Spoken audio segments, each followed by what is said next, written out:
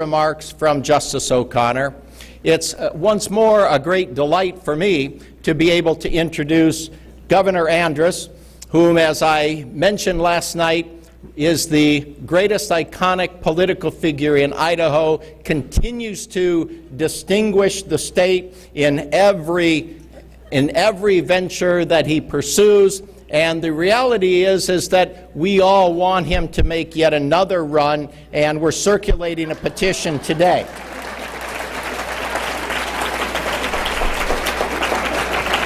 He might require a little coaxing, even a little arm twisting, but I think we've got that commitment.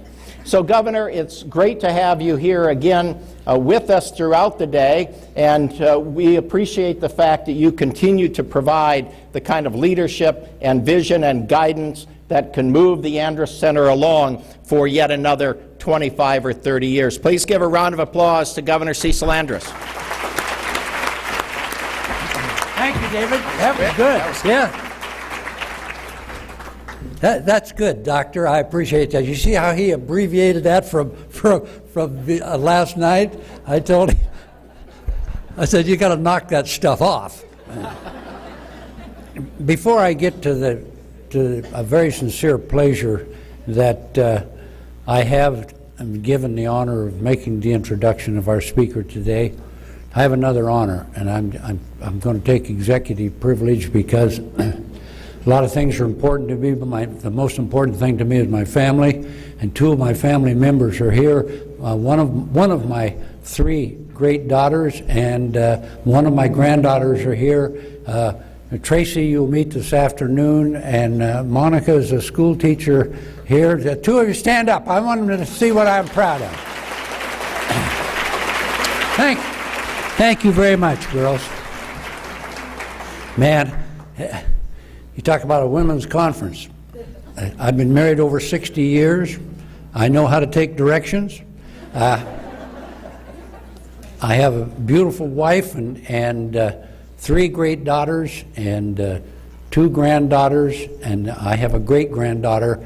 She's just 3 years old, and I thought that perhaps that she would terrorize the whole room if she was here, so we left her home. Now,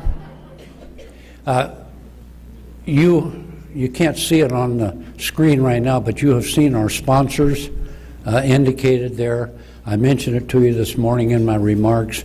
We could not have you here today if we didn't have the sponsors. They've been tremendous in supporting the Andrus Center at Boise State University, and I want to thank them, but I also want to remind you that if you see any of them, say, hey, thanks for the conference, because without them we wouldn't have it. And now, one of the greatest moments of my life, and it was exposed last night. I haven't been around for a long time, but it's my distinct pleasure to introduce our luncheon speaker for this first day of the conference, and it's been outstanding, but it will continue on. Now, in her memoir, L.B., The Ranch, Sandra Day O'Connor wrote about growing up on a ranch in the American Southwest. Now, she said, the value system we learned was simple. It was unsophisticated, and it was the product of necessity. What counted was the competence and the ability to do whatever was necessary to maintain the ranch operation in a good and working order. Verbal skills were less important than the ability to know and understand how things work in the physical world. From the L.B. Ranch and her childhood, and it was exposed last night that the L.B. Ranch was 35 miles from town, and it was even told that we have a similar upbringing and that we lived in the country as children without running water, and there was a path out the back door to another facility. So we have some similarities there, but I did not accomplish the heights that this lady has accomplished. She went from the Lazy Bee Ranch to Stanford Law School, the Arizona State Legislature, the Court of Appeals, and Justice O'Connor has always been able to appreciate the importance of how things work in what we call the real world. On the Supreme Court, Justice O'Connor frustrated some of her critics because she was often in the pragmatic middle of a contentious case of one kind or another. And I believe that she'll be remembered for really two things. First, of course, that she was the first woman appointed to the court, and also for being truly independent in the title and the work of the Supreme Court. An independent thinker, a person of high integrity that not only knew, studied, and followed the law, was humanistic in her judgment of it. After all, it isn't what, you talk about those things, but it isn't what we really want from our courts. We want thoughtful people willing to look at difficult issues fairly and realistically, and then apply truly independent judgment. And she has always had that independent streak, as some people say, and I say that with total respect and admiration. We can be very, very thankful that she held herself to that high and noble standard that has been her whole life. Now, those of you that weren't here last night, just let me remind you that we were extremely honored to have her with us last night for the Andrus Leadership Award.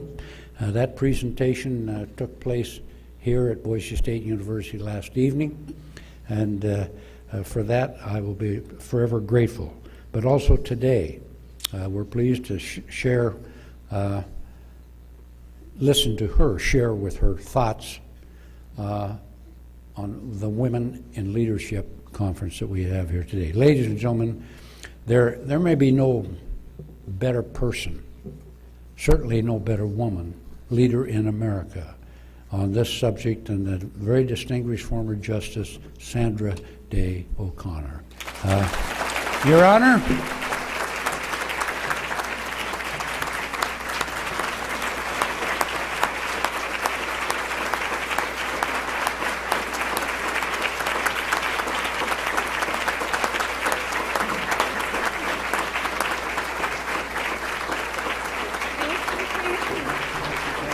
now, if I say thank you, you can stop clapping.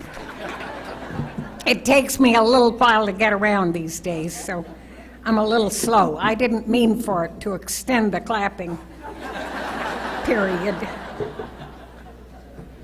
It's wonderful to be here, and I've enjoyed all of it.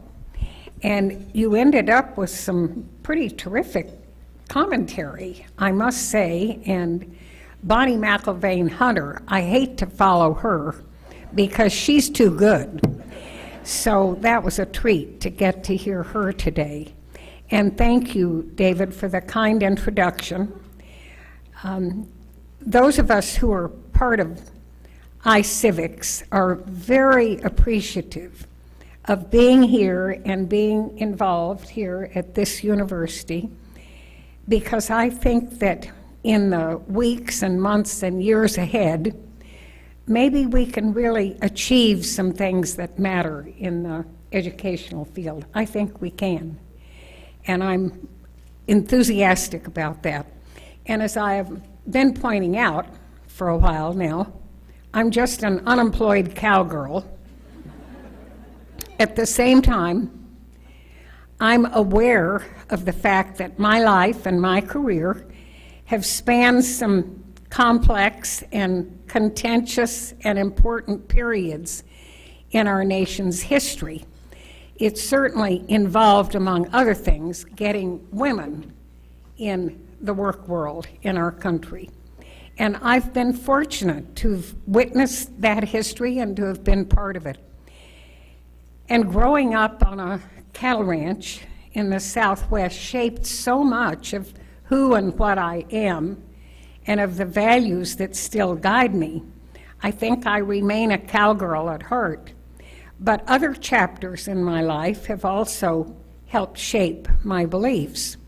My experiences on the Supreme Court and since are what have driven me to my current commitment to civic learning and education in our country. But before getting into that, let me take you back to an earlier time in my life and why it's relevant to me today. When I graduated from Stanford Law School, I did well in law school. It was great. One of my classmates was William Rehnquist, who later became our Chief Justice. Now, isn't that amazing? And I got out of law school, and my husband-to-be, we hadn't quite gotten married yet, John O'Connor, had been deferred from the draft. We had a draft then. We were always at war. And so, anyway, he'd been deferred, and they ended that deferment and drafted him. And so that meant one of us had to go to work because you couldn't get enough to eat on what was paid to a private in the military. And so I needed a job, and I wanted to get a job as a lawyer. I'd finished law school, and I had classmates who were getting good jobs in the big firms in California. And I ranked high in my class, but the problem was I was female, and I couldn't get a job. They all said no when I applied. And I eventually did get a job, but it was without pay. I got a job in the county attorney's office of San Mateo County, California. I loved my job. It was wonderful. But they didn't hire women, and so they wouldn't pay me anything. Now, I stayed there quite a while, and eventually I did start getting a salary. But I just spent those years trying to work through the problems that women had in those years of getting a job and having gotten one, getting paid for it. And very few of my male classmates had that experience. It was different for women. And that early experience made me realize that maybe I did have a role to play in helping shape the character of our nation, and that kind of spread out at different levels of government. And after those first years in California's San Mateo County's attorney's office, I went on, we married, and John committed to his service from the draft, and we moved eventually to Arizona to live because John got a job there in a law firm that he really liked. And that worked out well. In Arizona, I actually did get a job for a while, and they paid me something. It was in the Attorney General's office for Arizona. And then I'd become active in the political life of our state, and I was elected to the Arizona State Senate. And that was an interesting experience, to say the least. I served some years, and I was selected by my colleagues as the Senate Majority Leader. And that was an interesting experience at the legislative level, because we did have a little bit of clout. And later still, I was put on the Arizona Court of Appeals. Now, I think I got that job because it appeared that there was some chance that I would run for governor. And that competition was not welcomed in all circles, so I became a Court of Appeals judge, and I got a mysterious phone call one day when I was at my desk from the White House. And the White House operator said they were sending somebody to meet and talk with me. So I said, all right, and 3 men showed up at my door, and we visited, and they were at my house out in Paradise Valley, and I cooked some Mexican food for lunch, which was pretty good. I mean, we all know the power of a good Mexican meal. And from that time on, my life was never the same. So that's advice to you young women. Now, the next time I got a call from the White House, it was President Ronald Reagan on the phone. And he said, Sandra, I'd like to announce your appointment to the Supreme Court tomorrow. Is that all right with you? Now, quote unquote, that was the conversation. And I said, yes, Mr. President. And I was really proud to serve as an Associate Justice of the Supreme Court for the years that I was there, almost a quarter of a century. It was challenging work and rewarding in the experiences that I had. And when I retired in 2006, I was not exactly a spring chicken, but I did still have a goal that was high on my list of things to accomplish. And that include restoring civics education in our nation's schools. When I was packed off to school from the ranch in the early years, I went to El Paso, and we had civics classes. I thought they were boring as could be, to tell you the truth, but we did have them. And the skills and knowledge of citizenship are not handed down through the gene pool. You have to learn them. And every generation has to learn them. And I think it's a classic example of this state's motto, which is, let it be perpetual. Do I have it right? Yeah, let it be perpetual.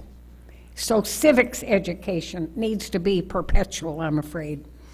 And those of us who operate in the judicial system have a special obligation to help the public understand our role in the legal system in our great democracy.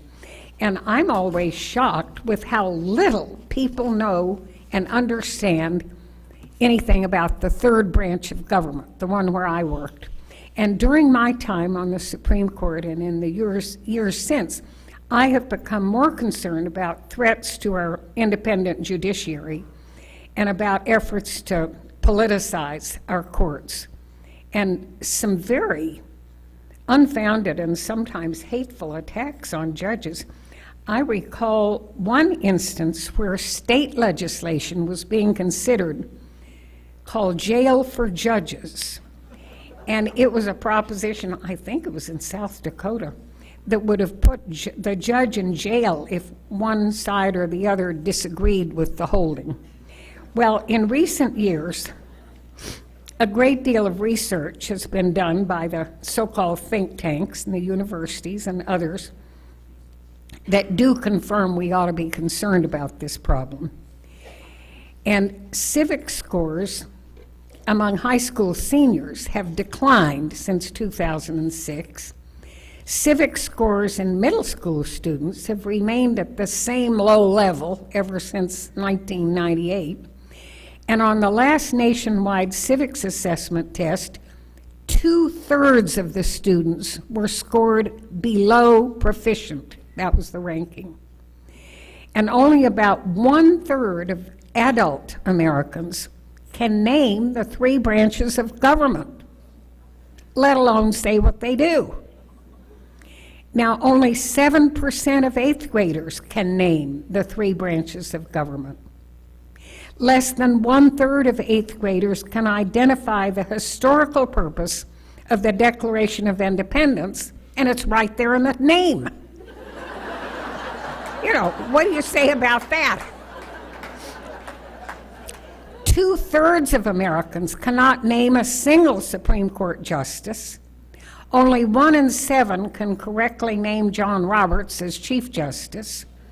Less than 1/5 of high school seniors can explain how citizen participation benefits democracy. And the more I read and the more I listen, the more apparent it is that our society suffers from an alarming degree of public ignorance when it comes to the way our government is structured, how it works, and our system of checks and balances, and about the importance of an independent judiciary.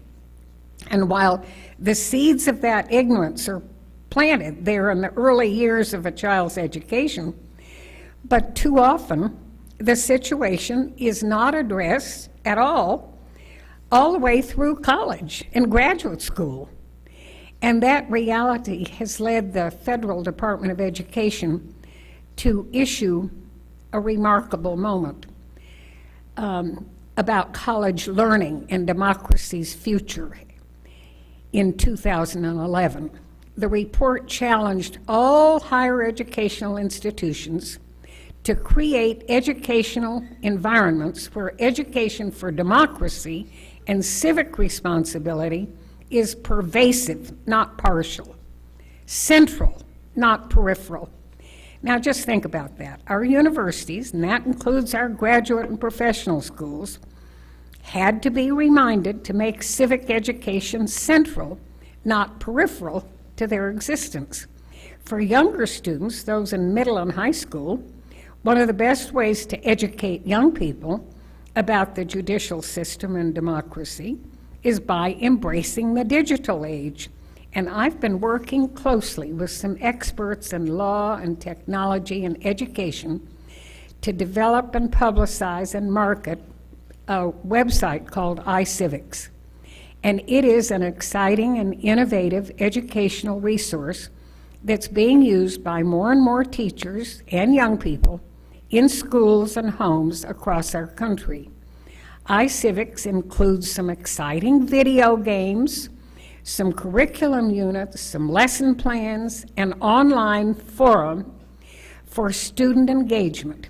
And this, I think, is the most important work I've ever done.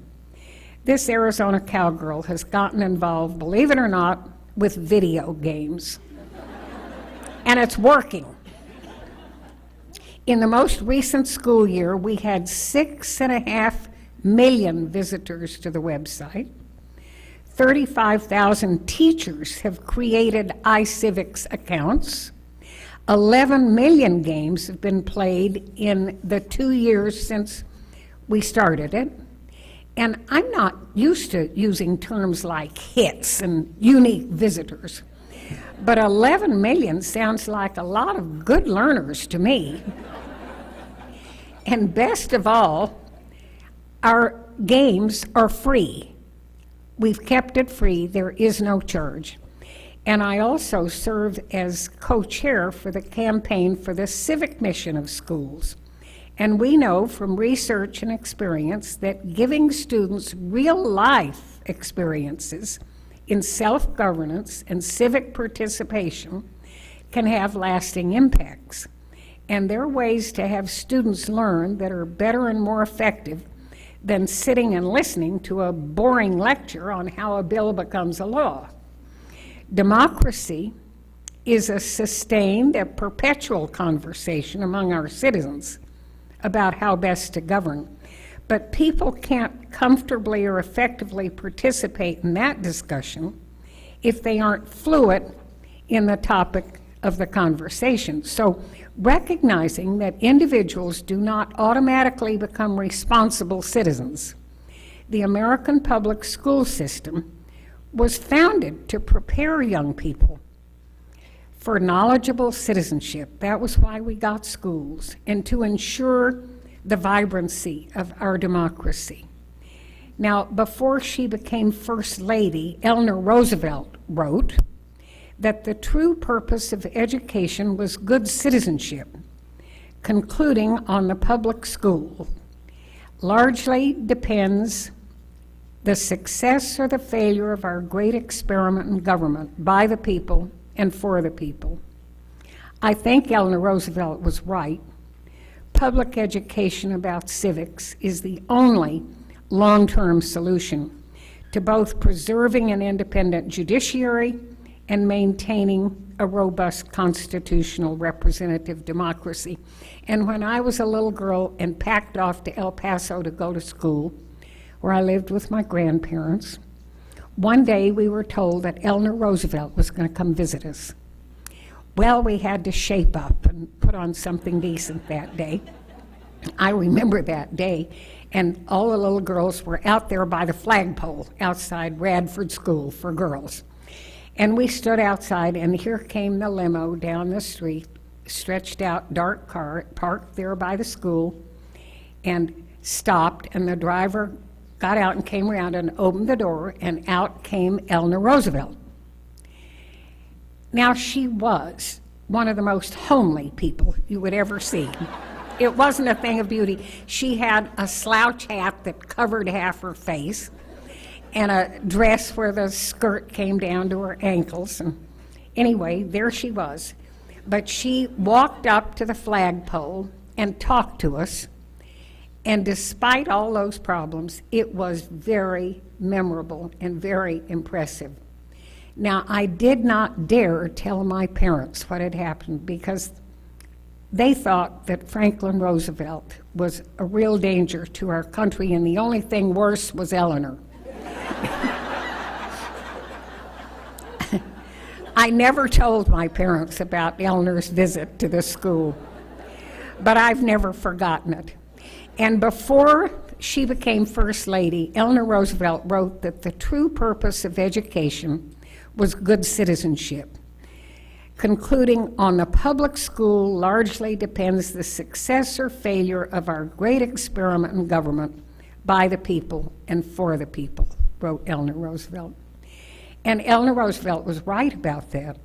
Public education about civics is the only long-term solution to both preserving an independent judiciary and to maintaining constitutional representative democracy in our country.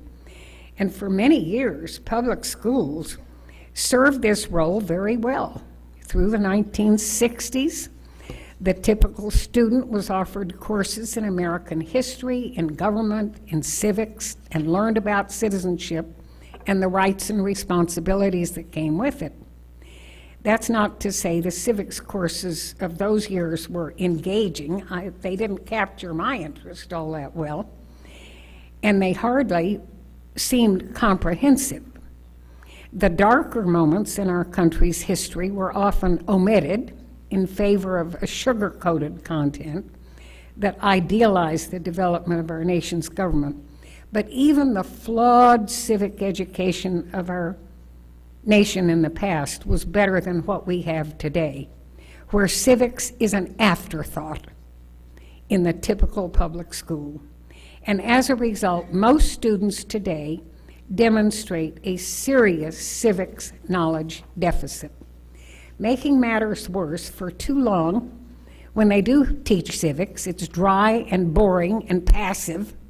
It doesn't convey to young people that civics is about who we are as a people and how we can engage to have an impact on the issues that we care about. In contrast, students using iCivics, that website I told you about, engage the content more actively and achieve some sort of muscle memory for civics. They learn foundational knowledge about democracy and are shown how to reason and apply that knowledge to solve real societal challenges. Best of all, if you use iCivics, the students have a good time while learning. We often hear from students, "Hey, you snuck learning in on me while I was having fun." And the research shows the method is effective. Sadly, however, the research also shows that access to high-quality civics education is not equal for all children.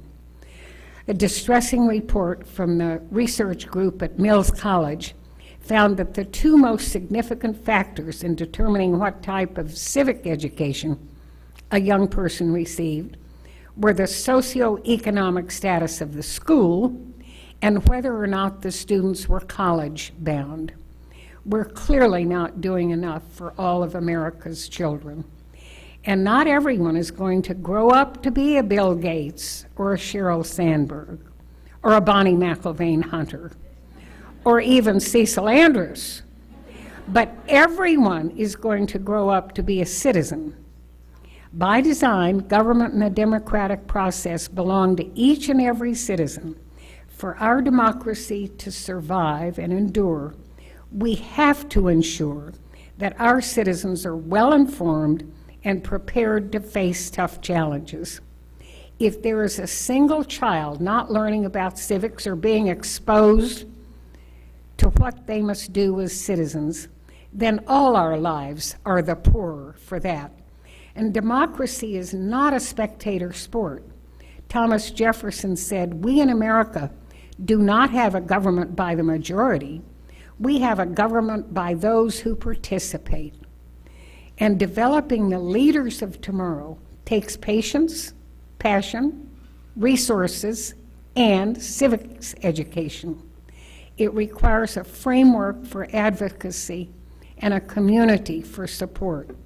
Now, all of you here have been leaders in your professions, some of you, leaders in your homes and in your families, in your communities, and thus far, you've probably led exceptional lives, recognizing your time to lead and enthusiastically answering the call.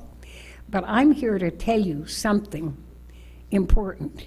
Your time to lead is now, and your history of trailblazing needs to continue to meet the needs that we have right now, and we have plenty of them. So feel free to contact iCivics, contact my office, get involved, write letters to the editor, get involved with our state teams, talk to superintendents of instruction and curriculum directors, and know something here that I'm going to tell you.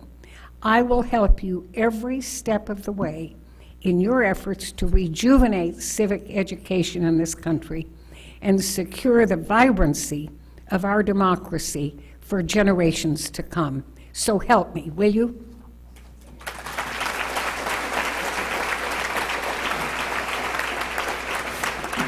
Yeah. Okay.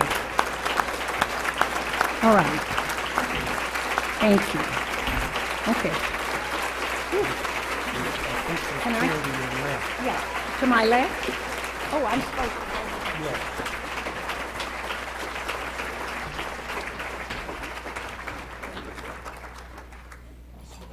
Thank you. Great. Okay, thanks. Where are you going to go? I'm going down to sit in your chair. Oh, you are? Okay. I'm going to sit in your chair. Well, then you have to speak up. Okay, we will be forever grateful for your attendance here, and I know President Custer and I would say that we're very appreciative of your gracing the Andrus Center in Boise State University. A lesson today to many of us that are here and has given us the strength to go forward. So we will be forever in your debt. Thank you. Thank you. Back to you, Bob. Thank you, Governor.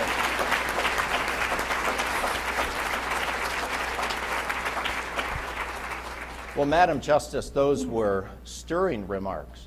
I think that you lit a fire here, and I think you've got about 1,000 people now who are going to become members of iCivics and help you lead the charge to better educate our children across America. There's no charge. There's just hard work. Just hard work. Good. Good. Well, Idahoans are not averse to hard work. We know that. I know that. Too. Now, you alluded to so many different chapters in your very full life, a life full of accomplishments, and one of those was the call that you received from President Reagan, yes, informing you of the nomination. What was your immediate feeling when you got that call? Did you drop the receiver? Well, you can imagine. Here was the voice of Ronald Reagan on the phone. I was sitting in my office in Phoenix. Sandra. Yes, Mr. President. I'd like to announce your nomination for the Supreme Court tomorrow. Is that all right with you? Well, I mean, goodness sakes. What are you going to say to a president when you Yes, get that? Mr. President. And then did you immediately call some friends and family members, and did they believe I you? called my husband and told him. And then we talked in the office about what to do, and I went home that afternoon a little early, and my house was surrounded by cars and people, and it was appalling. It really took some doing. to even get to the House thereafter. I can imagine your life just took a sharp turn It for the did. better. It did. Well, I don't know for the better. It took a sharp turn. And of course, what happens after you're nominated is that we have nomination hearings. And we have a clip. We think we have a clip, if we can roll that, a clip of some part of your nomination hearings. Maybe Oh, this will dear. take you down memory lane. I hope not. Now, what's that? I don't know. Frank Reynolds, remember the anchor? The constitutional procedure that could lead to the first woman on the Supreme Court formally began today. The Senate Judiciary Committee opened confirmation hearings on the nomination of Judge Sandra Day O'Connor. Most of the questioning was friendly. Still, there is opposition to her. Here is a report from congressional correspondent Britt Hume. Well before today's hearing started, anti-abortion activists were gathered by the Capitol to demonstrate that no matter what happened inside, there was passionate opposition to Judge O'Connor outside. Like, yes, O'Connor, no! The nominee arrived at the Senate by another entrance, surrounded by friends, and promptly got her first question not from a senator, but a reporter. Judge O'Connor, are you ready? Well, I hope so. Are you nervous? No, I don't think so. In the crowded hearing, the judge got a test of her judicial temperament, or at least her patience, as she had to sit through no fewer than 23 opening statements by the committee and assorted other politicians.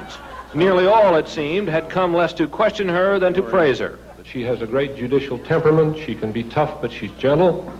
She clearly is conservative, but she never has placed partisan political values before justice. Then, at last, her opening statement, brief and general, but containing the vow of judicial restraint so dear to conservatives. The proper role of the judiciary is one of interpreting and applying the law, not making it. And in case anyone doubted her devotion to family values, she introduced her sister and brother-in-law, her husband, and her sons, all three of them.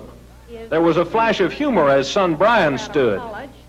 He is our adventurer. He is a skydiver with over 400 jumps, including a dive off El Capitan at Yosemite last summer. I look forward to his retirement from that activity.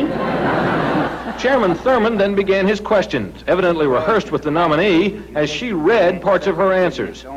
Judge O'Connor, there has been much discussion about your views on the subject of abortion. Would you discuss your philosophy on abortion, both personal and judicial? My own view in the area of abortion is that I am opposed to it as a matter of birth control or otherwise.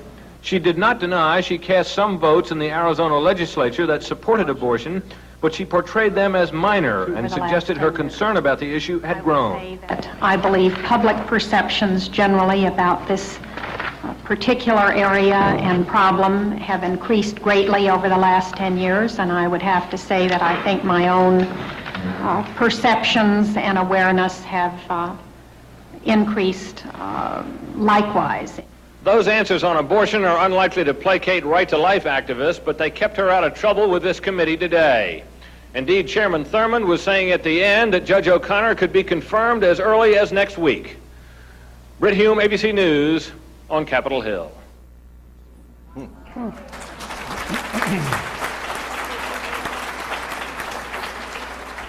Now, Madam Justice, Frank Reynolds said most of the questions were friendly. Was that your perception of that day? Yes, I think most were, but some were intended to put a little stress out there and perhaps some caution. That was quite a walk through a historical museum of United States senators that we just witnessed. Yeah. Do you have any particular memories of some senators bothering you or annoying you more than others? Oh, no, And but their potential votes were a concern. They were. Yeah. Were you and your supporters worried in particular about that voting, or did you go in there pretty confidently? I don't think I went there confidently. I would say with some concern. It's often the case, Madam Justice, that nominees are concerned not to talk too much about their constitutional philosophy for fear that they will put off potential supporters. Right. Did you feel like you had to walk a fine line on that kind of a question? Well, everything was a concern. I hadn't been through any confirmation process, and this was a big event in my life, and it was rather a big event for the nation, and I didn't want to louse it up. So you approached everything with some caution and concern. Mm-hmm. Do you think if you look back to your remarks in 1981 at those hearings, would you have changed any of your remarks today? Well, I don't look back, and I don't intend to, so don't take me there. You know, thank you. You know, just so you know, I'm getting used to this. Direction from the justice, direction from the governor.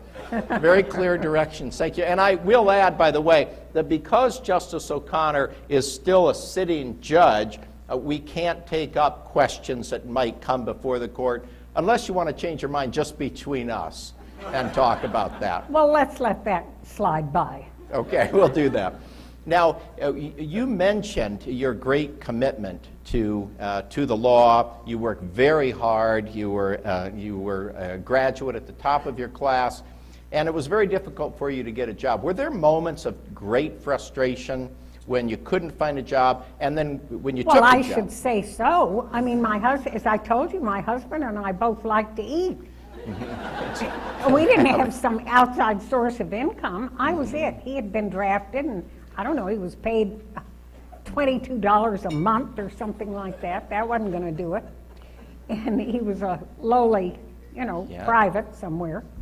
And so it was serious. We needed enough income to pay the rent and get something to eat. So it was a concern. Mm-hmm. And when you did take your first job, but you weren't paid, did you consider that a job or a hobby at that point? I considered it a job. It was better to treat it as a job than a hobby. I didn't want to apply for the next one and say I'd never had a job. Right, good point, good point.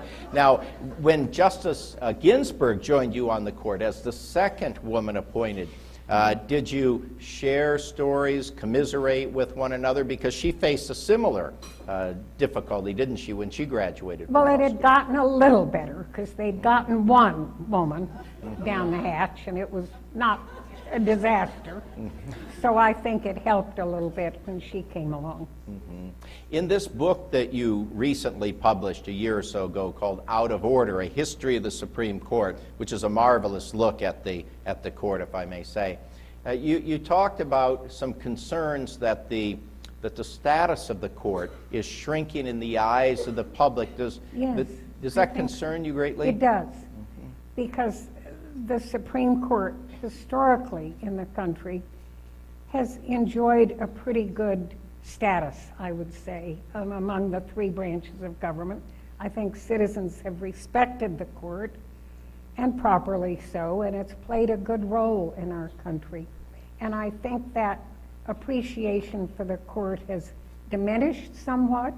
Well, we know that from the polls that have been taken more recently. And I hope over time it will work its way back up. But I don't think the Bush-Gore decision helped it any. That was a rough decision, wasn't it? Yes. Yes.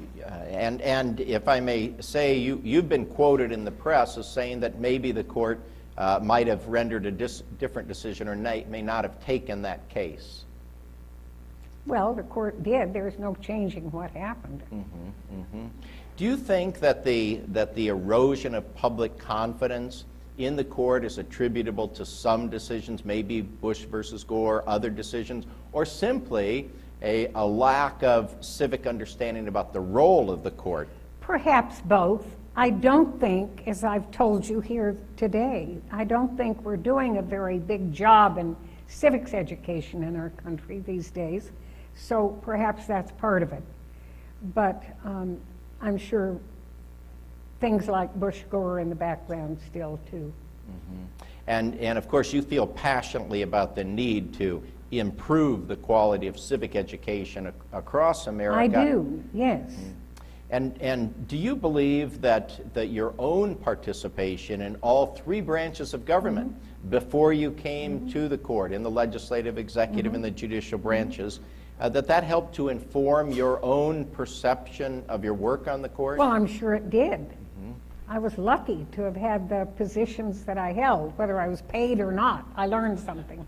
You know, that's one of the issues that's often discussed as presidents have the opportunity to make appointments to court, considering whether or not there ought to be that kind of experience. Where do you stand on that issue? Well, what's the issue? Well, do you like the idea that nominees will have had practical experience, maybe experience in other governmental offices? Well, yes, but you can't make it a requirement. It's not a constitutional requirement, but it certainly is of interest to me when I have to decide on what candidate among several to support. I want to know what their experience has been. What have their previous positions been, and how did they perform in those positions? It matters to all of us, and the higher the office, the more it matters to us. Sure.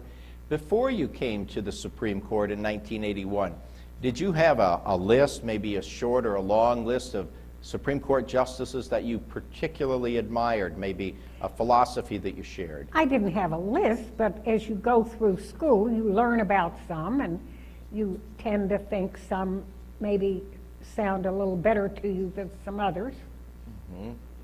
I recall early on, maybe 2 years into your career on the court, that you wrote a letter to the New York Times, a letter to the editor, in effect replying to the fact that the Times continually referred to the members of the Supreme Court as 9 old men. Right. And what kind of a letter did you Well, it was write? a pretty funny letter. I don't remember. I should have brought a copy. If I'd known you were going to ask, I would have. But I got a kick out of reminding the Times that pats itself on the back all the time for its good reporting, that they wrote about the court as though it were 9 old men. So I thought they needed a little reminder. And as I recall in your letter, you asked the editor if he had information that was contrary to yours, could he share it? I did. Which was a pretty swift kick, I think, to the editor. It was. Yes. That was fun. It was good. Yeah. And how would you characterize the way in which the press covers the court? Because there's a great deal of discussion when we talk about the deficit in the area of civic literacy, whether or not the American public is in fact getting a good base of knowledge about the court from America's Well, we're newspapers. lucky in this country for the depth of the material that we are permitted to read about the operation of our government. I've spent time with my husband in other countries during the course of our marriage, and we lived in Germany quite a while, and I observed the amount of information available elsewhere, and I think we're privileged in this country to get a lot of information, more than most of us are willing to even read, right? Am I right? Yeah. Would you say, looking back on your own education, that there was a teacher or two who sparked your interest in government, in civic education, in the law, and helped to persuade you to go on to Stanford Law? I can't point to one and say they did, but I remember distinctly, as all of you do, specific teachers that I had in grade school and some in high school that made a deep impression on me and that I thought were very effective as teachers. And we've all been blessed by having some really good ones, and I thank my lucky stars that I had some. I recall reading that during your years on the court that you sat on a pillow that had embroidered on it, if I'm correct about this, maybe in error, but never in doubt. Well, Is that it wasn't true? embroidered, but I had a funny pillow for a while that had that printed on it. Maybe in error, but never in doubt. And what did that reflect about your... Oh, just nothing, except, you know, you have to cast a vote at the Supreme Court. You can agonize all you want about the case, but there comes a day when everybody has to put their vote in, and there you are. And In your wonderful discussion about other members of the court during the 25 years that you served, you offered some insightful anecdotes about different colleagues. If I recall, you talked about the wit and sense of humor of William Rehnquist and Yes. others. He was a classmate of mine in law school. Isn't that amazing? And that two people who were classmates had ended up on the court, and that was also true, I guess, of on one other occasion on the court. But that was amazing that we ended up on the court at the same time. And he was very intelligent, very gifted. We were lucky to have him, I think. Mm-hmm. And in law school, there was no housing at Stanford for graduate women students, none. And the widow of the former head of the education department at Stanford decided to open her house and let some graduate women students live in the house. And that gave us a little cushion, and I lived in that house. It was great. And what a help it was to have her do that. And I remember quite well those days. When you think about the role of a justice and the process of writing an opinion, I think many are familiar with the fact that Justice Black always liked, who left the court a decade before you arrived, liked to say that he wrote opinions for the general public. Did you take that view that you were writing for the American citizenry? What was your approach? Well, to an extent, yes. When you write, you realize that the readership is broader than it is for the average appellate court judge in the country, where you're writing for the parties in the case and the immediate circumstance. But at the Supreme Court level, the reader audience is broader than it would be elsewhere. And I think as a result, you feel a greater obligation to write reasonably and intelligently about the issues in a way that somebody not skilled in the law can understand what you're talking about, what you're writing about.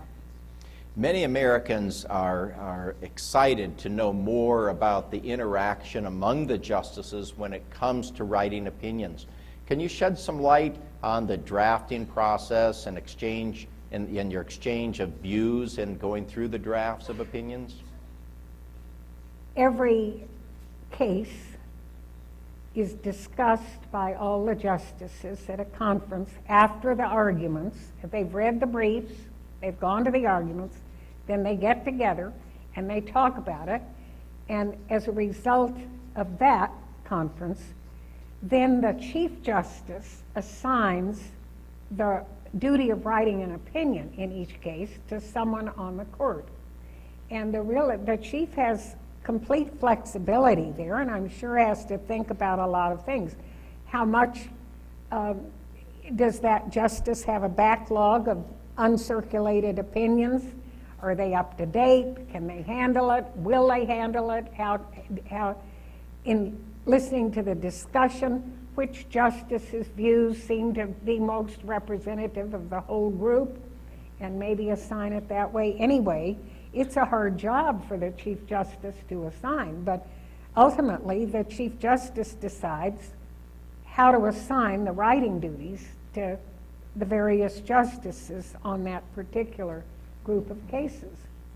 And that process was very important, if I recall correctly, to the practice of naming the court the O'Connor Court, because it wasn't... Oh, well, it was never named that. Now, don't, no. Well, you know how That's absurd. You know how professors of constitutional law are. They How can't be they're held. inaccurate. They are inaccurate. But of course, you meant to say present company accepted. Yes, right. I did mean to say that, of course. So the wayward souls who would tell their students that this is the O'Connor Court really reflected the fact that you were often the swing vote on many issues. Well, and I never knew what a swing vote. I mean, picture up here, over there. It doesn't matter where you are, up or down. Anything will do. I never liked the term. Good. Well, we're not going to use it anymore. That's all I can say. Good. When you talk about your colleagues over the years, and to go back, you mentioned what a funny, humorous person William Rehnquist was. What were your relations like with Justice Ginsburg? Did you have a particular affinity simply by virtue of the fact you had now another female on the Well, I court? thought that was a good deal, but I mean, we didn't have any particularly close relationship by virtue of any previous experience or acquaintance. I didn't really know her, and I never sat on any court together with her, so that was a new experience for me, but a welcome one. She's very efficient and very competent and fair about how she writes and approaches things. It was good to have her there. In the book, Out of Order, you dedicate it to the very first female law clerk, and you remark on the changes in the court. Now, 1/3 of the court happens to be women. And as you look at the court as an institution, do you think it's done as much as it might to promote gender equality? Are there other things that the court might do as an institution? You mean in the case law? Well, or either in the case law or just the institution itself. Well, I think the institution has done well, but it isn't up to the members of the court. They don't appoint the justices. They have very little to do with it. If we shift gears for a moment and return to civics, civics, an issue of great passion and interest to you. You spoke eloquently about the future of the country, of the republic hinging on the education of the citizenry. You take that to be an acute concern, don't you? Yes, I do. How is it that American citizens can learn to participate more effectively in American politics? Well, they can make it a habit to read what they can about what's going on in the nation and in the nation's highest court and kind of follow it. They can do that. They can also care about the education that their children are getting and encourage the children's schools to at least teach civics and make sure it's covered. And of course, one of the key ways to participate is through freedom of expression. Yes. Free speech. But a lot of American citizens, Madam Justice, are a little bit intimidated about speaking out, particularly if they're going to offer a minority view for fear that they might be characterized as disloyal or unpatriotic. What message would you send to those citizens who might want to express their views? Well, isn't that funny? Because I didn't meet a whole lot of people who were afraid to express their views. It was quite the opposite. They were all too eager to tell you what they didn't like. They enjoyed their civil liberties? They did. Yeah, I didn't sense this awkwardness of being afraid to speak out. I thought it was quite the reverse. I see. And Well, would what you do you say... think? You ought to see it. I see plenty of it in the classroom. That's true. Yeah. That's very true. Do you believe we're just about out of time and really regret that? Are you disappointed? I would like 3 more hours. Governor Andrus would grant us 3 more hours, I'm sure. As we move toward a close then, when we talk about the importance of iCivics and the important work of your center to promote civic education, I take it that this is going to be a long-term commitment for you, a great passionate commitment, and you're touring the country. You're very energetic, if I may so. You're Well, I'm traveling not everywhere. touring the country, but I don't hesitate to say, yes, I'll go to Boise. And we're very grateful for that.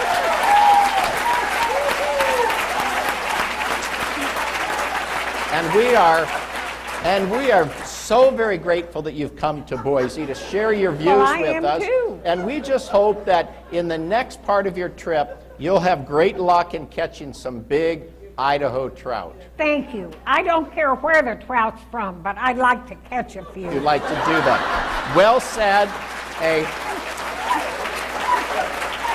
Perfect. Thank you.